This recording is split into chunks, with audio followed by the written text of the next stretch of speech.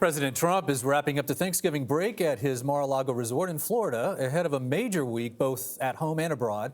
The president is heading to the NATO summit in London, while a new phase of the impeachment inquiry begins on Capitol Hill.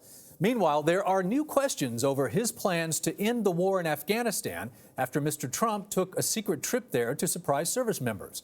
Weijia Jiang is traveling with the president in Florida. Weijia, good morning. Good morning, Don, and good morning to everybody. Let's start with the latest developments in the impeachment inquiry as the House Judiciary Committee prepares to hold its first hearing on Wednesday. Democrats have invited President Trump and his legal team to participate in the proceedings, but so far they have not formally responded. Also coming up, we are expecting the House Intelligence Committee to issue a full report after collecting evidence for weeks. While President Trump was playing golf at his resort on Friday, Chairman of the House Judiciary Committee Jerry Nadler sent him a letter giving the president until Friday to decide if he and his attorneys will participate in the impeachment proceedings ahead.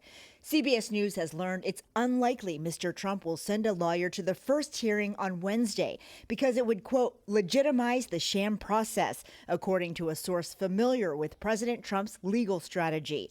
At a campaign rally in Florida this week, the president echoed the language. And they're pushing that impeachment witch hunt, and a lot of bad things are happening to them. Because you see what's happening in the polls? Everybody said, that's really bull.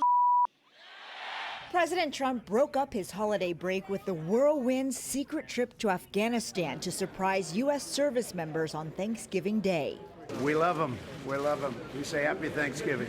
The president served turkey to troops and met with his Afghani counterpart before announcing the U.S. has restarted peace talks with the Taliban, which once harbored al-Qaeda. The Taliban wants to make a deal, and we're meeting with them.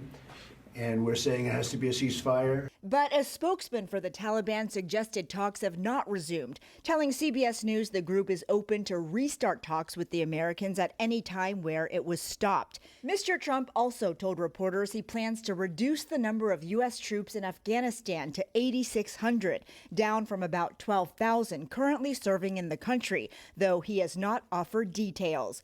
The president was on the ground for 3.5 hours before returning to West Palm Beach. On Monday, he'll be back on Air Force One, heading to the NATO summit in London, which celebrates its 70th anniversary.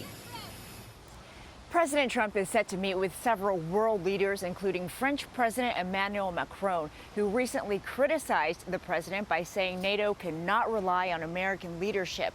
Mr. Trump also plans to scale back U.S. contributions to NATO as he continues to slam other countries for not paying their fair share. Michelle? Next week looks like something we'll be watching.